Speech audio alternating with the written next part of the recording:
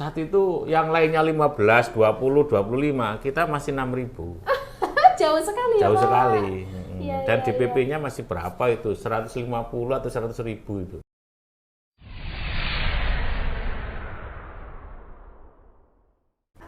Pandangan Pak Setu terhadap prodi akuntansi yang ada sekarang ini, kan Bapak juga sebagai pengajar ya Pak ya, Ya. sebagai dosen di sini seperti apa Pak? Perkembangan, kalau saya melihat ya, kalau dulu itu UMM itu singkat daripada Universitas Murah Meriah, Universitas Morat Marit, Gitu Pak? ya Universitas maju mundur. Oh, Jadi kalau saya misalnya dari kampung, Iya, ya Pak. kan, dari kampung ke Malang naik bis itu ya. Ya. Kalau ditanya kuliah di mana, Dik? Saya nggak jawab. kenapa Pak? Ya malu. Kadang-kadang kuliah di Malang. Kadang ada yang ngercel itu di Brawijaya ya? Ya, Ngejar gitu gitu ya, aja. Pak, ya? Kejar ya. Fakultas apa? Ekonomi. Oh gitu Pak, Nah, jadi iya. masih ada rasa tidak pede ya Tidak Pak? pede, Saat itu, tidak kalau pede, ditanya. tidak pede. Jadi iya. kalau ada mahasiswa yang teman yang kuliah di ITN, Iya. di Unmar itu ya mungkin memandang saya sebagai mahasiswa itu mungkin sebelah mata Sebelah ya. mata saat itu Pak Iya, ya. sebelah mata gitu Iya. tuh. Jadi perkembangan UMM itu mulai tahun 90-an. Oh. Itu mulai seterus sampai Mulai sekarang. maju pesat Pak maju ya, pesat ya. sampai sekarang. Saya pesut terus mahasiswa teman-teman semakin banyak. Itu mulai sekarang mulai ini. Mulai itu. Nah, dari semakin 90 2000 terus sampai sekarang. Maka Maju, Pak. iya, Semakin maju. UMM itu julukannya mulai merangkak, universitas mulai mahal. Ya, sekarang itu Pak Iya, ya. universitas mulai macam-macam ya. Karena saya kuliah pada saat itu memang keterbatasan ya, mungkin seperti itu. Ketika mulai mahal itu mulai Berapa Pak kalau tahu SPP? Kalau dulu kan Bapak mengatakan murah meriah gitu UMM. Berapa Ya, SPP-nya kalau- Pak saat itu Pak? saat itu yang lainnya 15, 20, 25, kita masih 6.000. Jauh sekali ya Jauh Pak. sekali. Iya, Dan iya, DPP-nya masih berapa itu? 150 atau 100.000 itu. Oh, yang lainnya udah mahal Oh, ya Pak sudah ya? mahal. Iya, itu. iya. ITN itu saya lihat teman saya bayar 25.000 Oh, per iya. bulan Per itu. bulan. Kita cuma 10.000 kalau nggak salah. Per bulan ya, 7,5 Pak, setengah ya. SPP-nya dulu, Iya, Pak? dulu bisa per bulan. Oh. Ya, beberapa kemudian per semester gitu aja. Iya, iya Pak. Baik Pak. Nah ini Pak, bagaimana sih menurut Bapak supaya prodi akuntansi ini Pak bisa terus digemari atau mungkin mempertahankan ya Pak? Kan dulu kan membangun, sekarang berarti kan harusnya mempertahankan ya Ya. Pak posisinya. Menurut Pak Setu bagaimana sih Pak Ya, harusnya sekarang upayanya ini prodi? terutama ya pengelola, terutama dosen-dosen muda. Kalau Bapak ini kan dosen dua dekade, Iya, Pak. oldies dan new New gitu. Iya Pak. Jadul dan milenial ini. Dan saya pun kadang-kadang mengikuti perkembangan milenial itu walaupun sisa itu tidak maksimal gitu loh. Iya.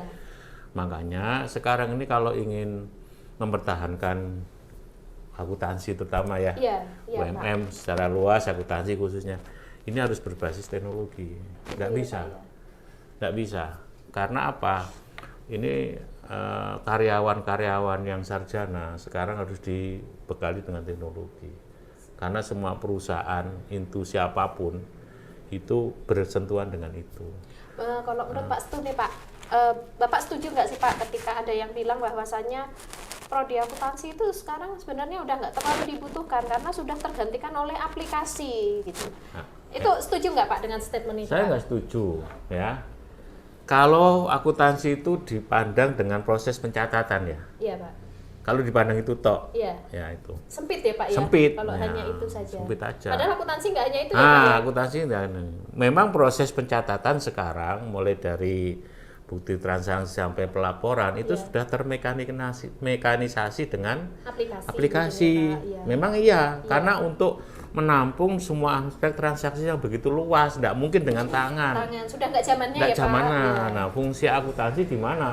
Bagaimana fungsi dari seorang akuntan kalau internal ya? Iya Pak. Kalau internal ini kita bicara internal dan eksternal nanti ya. Iya.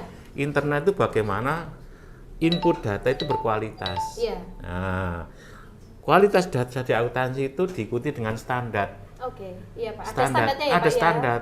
Kalau transaksi itu standarnya berbeda-beda, nggak mungkin bisa otomatis. Iya. Kecuali kalau penjualan ya bisa diotomatiskan, pembelian bisa otomatis. Tapi kalau ada transaksi-transaksi yang nilai dan pengukurannya berdasarkan standar, Iya. ini akuntan bekerja. Iya, di situ ya Pak. Dari Jadi, situ prosesnya. Iya. Nah, yang pertama itu. Yang kedua, output yang dihasil akuntansi sebisa mungkin dibaca oleh akuntan. iya, Nggak bisa orang, maaf ya, bukan saya menjelekkan, yang lain kan punya fungsi beda-beda ya. iya, betul Pak. Ilmu yang lain, ada yang nggak bisa baca data-data akuntansi. Iya, Yang hanya orang akuntan aja yang bisa melihat. yang ya. bisa akuntan gitu loh. Iya. Karena sesuai dengan job desk-nya ya. Nah, itu hanya akuntan aja. Sehingga Iya Pak. sebentar, sehingga informasi yang diberikan akuntan kepada pimpinan itu lebih berkualitas Iya. daripada dibaca oleh yang Orang tidak ahlinya. akuntan, Nah, ya, Pak, ya. ini sumber utama itu. Ini fungsinya. Yang kedua adalah di dalam proses. Ya. Fungsi seorang akuntan bekerja di sini sebagai kontrol. Nah, makanya iya, Pak. di perusahaan itu butuh orang-orang kontrol dari semua data keuangan yang diproses tadi. Iya. Nah, supaya kualitas laporan keuangan nanti ke depan tidak bias. Nah, Baik Pak. seperti Untuk itu. mempertahankan kualitas itu butuh orang akuntan Pak. Butuh Ya? Nggak akuntan. hanya aplikasi. Nggak ada Jadi, aplikasi. nggak benar ya Pak Ya, sebenarnya. iya. Kalau statement bahwa akuntan udah nggak dibutuhin lagi karena udah ada aplikasi itu Itu nggak kan benar ya Pak ya. pikirannya cekak aja. Iya iya. Mungkin Iya. mainnya kurang jauh Pak. Bukan jauh. Akhirnya orang lain yang memahami, yang itu hanya melihat sisi satunya Satu aja. sisi. Kalau kita orang dalam kan banyak sekali yang kita kita pelajari atau kita aplikasikan nanti. Ini Benar dari nggak sisi internal ya. Iya Pak. Nah, demikian juga negara kalau dia ingin menghitung pajak perusahaan itu butuh akuntan. Akuntan. Iya. Butuh akuntan karena dasar pajaknya itu dari berbasis laporan keuangan. Keuangan. Iya. Ketika perusahaan membayar pajak, dia berpikiran jangan sampai pajak saya mahal, Iya. ya kan? Iya, Pak. Nah, sesuai dengan ketentuan. Nah, dari pemerintah jangan sampai membayar pajak itu salah, kurang, Karena merugikan merugikan negara. Gitu ya, negara. Pak, ya? Nah, saling tarik menarik ini membutuhkan seorang ahli akuntan, seorang Iya. ahli pajak. Iya. Ini dari sisi internalnya ya. Dari sisi eksternalnya pekerjaannya di mana? Di auditor. Auditor. Iya betul. Di auditor dia sebagai akuntan independen. Iya. Nah, itu. Iya iya betul Pak. Jadi profesinya ada. Jadi Banyak ya Pak banyak sebenarnya. pekerjaan sebagai apa Pak nanti kalau bergabung menjadi mahasiswa akuntansi Iya. nggak usah bingung cari Nggak pekerjaan ya bingung. Pak karena Nah, bidang pekerjaannya luas akuntansi itu sama dengan profesi persis kayak dokter. sekali. Iya. Jadi kalau Anda lulus, misalnya mahasiswa sekarang, Anda lulus sarjana akuntansi. Iya Pak. Ketika ingin diakui menjadi seorang yang ahli, ya harus ada sertifikasi yang Anda cari. Ya Pak ya. Capai. Misalnya Iya. kalau Anda ingin diakui sebagai seorang ahli di bidang konsultan pajak, ya Anda harus cari privat ABC. Iya. Kalau Anda menjadi seorang akuntan eksternal, internasional ya, Iya. auditor yang ini Anda harus mencari CPI. Iya. Ya itu. Betul, Pak. Jadi kalau Anda ingin menjadi seorang akuntan internal, ya diakui, maka harus cari CA, Chartered Accounting. Iya. Jadi ada standarnya. Sama dengan dokter kalau ingin ahli bidang mata ya spesialis mata, Iya. ahli bidang paru seperti itu. Iya, Tapi kita betul, kan Pak. di bidang sosial, di bidang Iya. perusahaan, Objeknya bukan objek manusia bisnis ya, Pak objek ya. bisnis Betul. itu. Makanya Baik, Pak. adik-adik kalau kuliah akuntansi fokus saja. Iya. Fokus, Betul, Pak. belajar sungguh-sungguh, punya impian saya harus menjadi seorang akuntan. Nggak perlu takut ya Nggak Pak. perlu takut. Ini akan tergusur oleh teknologi enggak ya Pak ya? Nggak benar ya. Kadang-kadang wah akuntansi sulit kalau kita nggak belajar. Tidak ada ada yang sesuatu sulit ya, yang Pak? tak sulit, apapun yang tidak, pasti ada tantangannya. Ada tantangannya. Nggak hanya di akuntansi tapi dimanapun Semuanya ya Pak ada ya. tantangannya. Itu.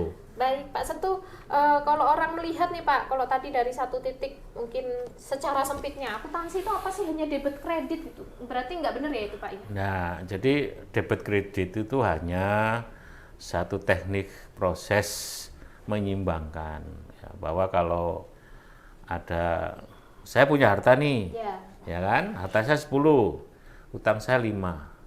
Supaya saya dengan 10 berarti saya punya harta 5. Jadi kekayaan saya itu kotornya 5. Bersihnya berapa?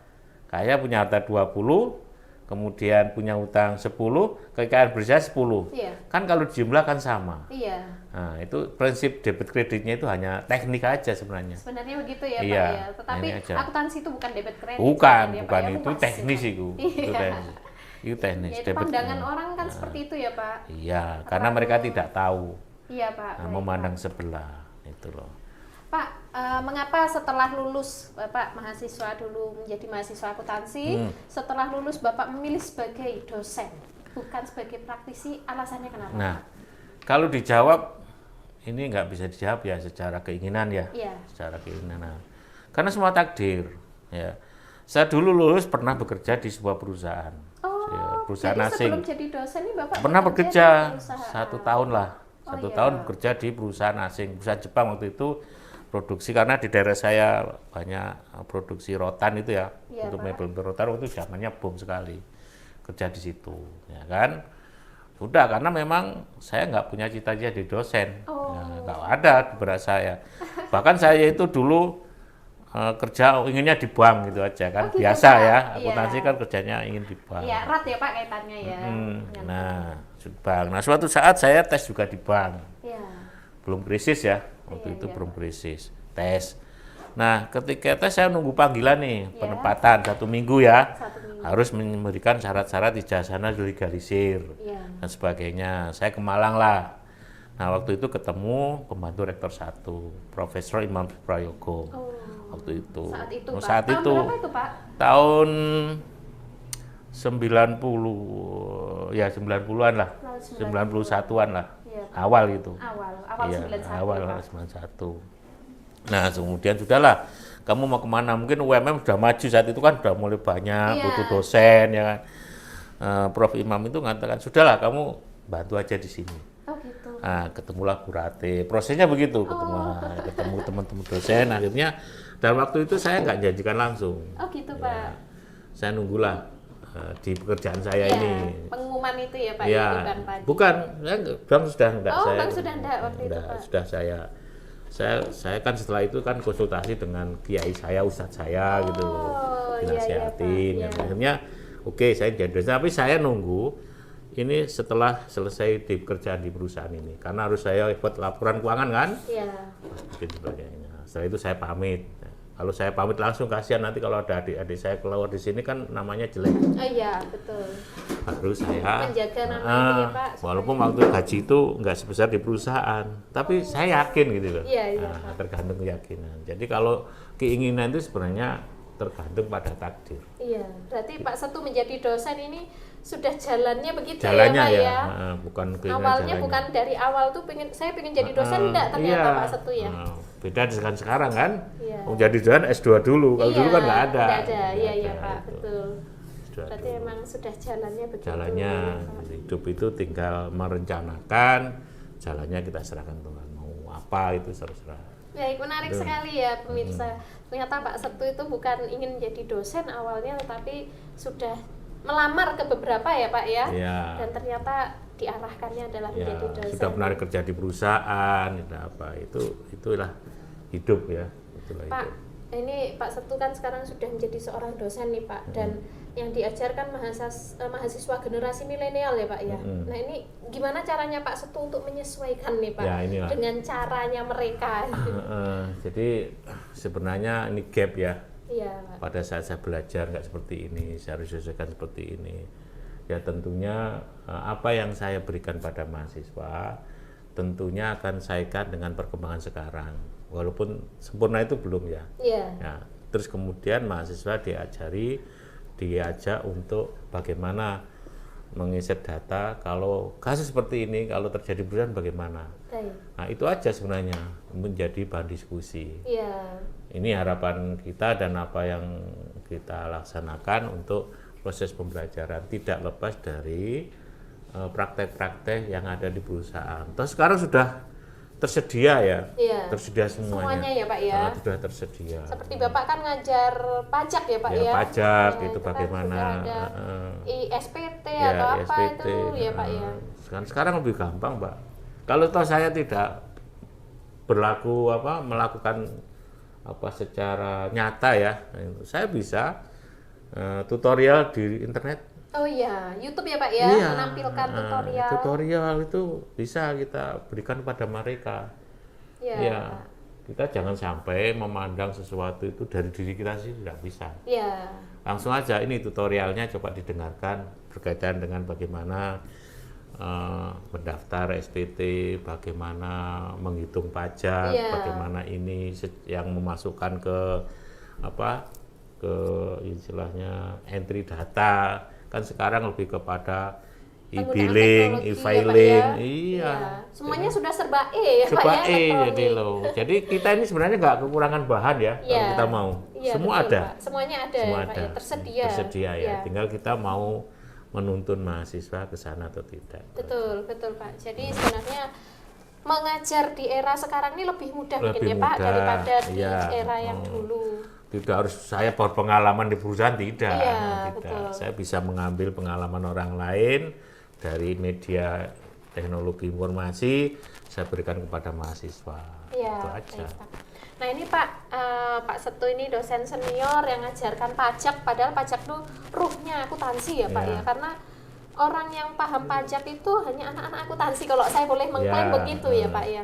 Nah ini mungkin Bapak bisa memberikan advice pada saya Pak, Iya. bagaimana sih Pak tips dan trik mengajar gitu, karena kan saya dosen muda ya Pak ya. Jadi gini, sebenarnya perpajakan itu diberikan di Fakultas Ekonomi, Manajemen, di akuntansi. Tapi kenapa akuntansi itu lebih menyatu dengan perpajakan? Karena sumber informasi perpajakan itu dari proses akuntansi. Ini Pak ya yang jadi keunggulan prodi iya, akuntansi. produk itu dari proses akuntansi tadi. Ya. Nah itu kenapa akuntansi itu lebih dekat dengan perpajakan, ya kan? Nah itu. Iya. Yang kedua, ketika kita mengajar mahasiswa itu, mengajar itu kan bukan face to face ya. Iya. Mahasiswa itu ada satu istilahnya ya, kejenuhan. Jenuh. Maka satu di dalam mengajar itu ada space waktu untuk menasihati, space waktu untuk rileks ya, apa itu bergurau ringan-ringan. Iya, supaya nggak jenuh ya Pak. Buat Nggak- jenuh. Nah, saya itu begitu. Iya, Memahami apa sih kekurangan mahasiswa itu. Saya itu ke situ ngajar ya, usaha saya ini ya. Iya Pak. Jangan sampai satu pun tidak paham. Oh gitu Betul. Pak ya. Jangan sampai satu pun tidak paham. Makanya sering kita ketika ada tugas silakan kalau nggak paham bertanya. Iya Itu betul sih aja. Pak. Saya pengalaman nih Pak, ini jadi sedikit curhat. Waktu saya diajar oleh Pak Setu, saya mahasiswanya Bapak begitu, itu paham banget Pak tentang Iya. perpajakan, karena Pak Setu itu nggak yang penting ini bab ini terlewati, kamu paham nggak seperti itu. Nah. Tapi Bapak itu benar-benar menuntun gitu ya Iya. Pak, menuntun. Jadi mahasiswa kita, terutama mahasiswa swasta itu mahasiswa second. Ya Pak. Jadi sudah terjaring di UMITN. Hanya beberapa ada yang tidak second pilihan ya, Iya Pak. perguruan tinggi. Nah, itu yang hampir semua 80% kalau nggak diterima di PTN ya masuknya UMM di Malang itu. Iya, Jadi ada berbagai macam istilahnya berbagai macam kemampuan IQ Iya, yang ada. mahasiswa ya Pak Kita ya. proses Iya, Pak. menjadi yang terbaik. Nah itu harus kita pahami sebagai pendidik, kita melayani kepada mahasiswa, tidak boleh menganggap yang penting sudah saya berikan, Nah, ini tidak itu, boleh. itu ya, Pak, Tidak ya. boleh, tidak begitu. Nggak boleh. Harus perhatikan itu. Iya. Bahkan saya pun kalau ngaji tugas itu tidak langsung saya nilai, saya feedbackkan salahmu di sini. Iya. Kalau dengan tugas itu bukan tugas ide loh ya, Iya. tugas yang sudah terfokus untuk menjadi jawaban mesti A, Iya. mesti B. Karena kan pajak begitu ya, Ya, Pak. mesti A, mesti B. Iya. Kalau nggak A ya salah Iya. kan gitu. Iya, kan. Itu baru dikoreksi, salahnya di sini. Nah, evaluasi seperti itu bisa meningkatkan kemampuan bahasa. Saya salah. Iya. Nah, itu. Jadi seperti itu. Memang tanggung jawab dosen itu nggak hanya ngajar tapi apa ya Pak, menuntun mahasiswa Iya, ya Pak menuntun. Jadi apa ya, kalau saya ini usaha saya. Iya. Ini, yang lain saya tidak tahu ya, ini komitmen saya bahwa saya kepingin mahasiswa yang ngajar itu bisa. Bisa. Walaupun masa sekarang itu ya seperti itu, ya kan? seperti itu. Iya, yang effortnya tadi Iya. dikatakan kurang ya Pak ya, dibanding mahasiswa Mahasiswa dulu, dulu, angkatannya Pak betul. Setu. Iya, Iya. oke. Baik Pak, pertanyaan terakhir Pak Setu, apa Pak harapan ke depan untuk prodi akuntansi? Ya, prodi akuntansi itu kan yang pegang ya yang muda-muda ini. Nah, itu. Tongkat estafet ya Pak? Iya, selanjutnya ya. kalau Bapak ini kan sudah hampir 60 ya. Udah Tapi 59. belum kelihatan Pak masih muda. Alhamdulillah. Ya, berpikir sederhana aja hidup ini. Iya Pak. Nah, kurang 5 tahun, 7 tahun sudah. Nah, Anda yang muda-muda itu betul-betul bisa merumuskan. Nah, akuntansi yang akan datang lebih kepada pendekatan ke teknologi informasi gitu aja. Gitu ya Pak ya. Iya, Jadi jangan menutup diri dari perkembangan teknologi. Pak, ya. Untuk Ya, bagaimana kurikulumnya itu didesain dengan teknologi informasi. baik. Baik dalam sisi kontennya maupun materi kurikulumnya. Kurikulumnya Pak ya. Kalau materi kurikulumnya nggak bisa, kontennya. Ya, Baik, kontennya itu aja. Anak-anak muda harus bisa seperti itu. Karena sekarang di tempat kerja juga sudah nggak dinafikan ya Pak Iya, ya, semua penggunaan alat-alat Iya, itu. alat-alat itu. Iya. Dan itu memudahkan. Iya. Satu memudahkan, mengefisiensi waktu, ya, dan mempercepat basis keputusan. Iya, betul Pak. Jadi nggak malu-maluin masa alumni akuntansi UMM nggak bisa pakai ini, Ya, nggak bisa ya, pakai nah ini. itu. Jangan sampai seperti itu ya Pak ya, Ya, jangan harapannya. sampai minimal dikenalkan. Kalau bisa banyak sekarang tutorial-tutorial yang itu sudah ada. Oke, baik. Ya, begitu pemirsa ya yang wawancara kami bersama Pak Setu, dosen perpajakan ya. Pokoknya kalau alumni akuntansi UMM kenal Pak Setu adalah melekat dengan pajaknya karena beliau memang dosen di bidang perpajakan dari waktu ke waktu ya Pak ya. Iya. Sampai dari dulu sampai sekarang Ya, perpajakan ya Pak ya. Baik, sukses selalu untuk Pak Setu, Amin, sehat amin, selalu Pak, amin, bahagia amin. bersama keluarga. Amin, Terima amin. kasih Pak atas Sama-sama, kehadirannya di ya, podcast sama-sama. akuntansi. Sama-sama. Sekian pemirsa podcast hari ini bersama alumni angkatan pertama Bapak Dr. Andes Setu Setiawan. Saya akhiri. Wassalamualaikum warahmatullahi wabarakatuh.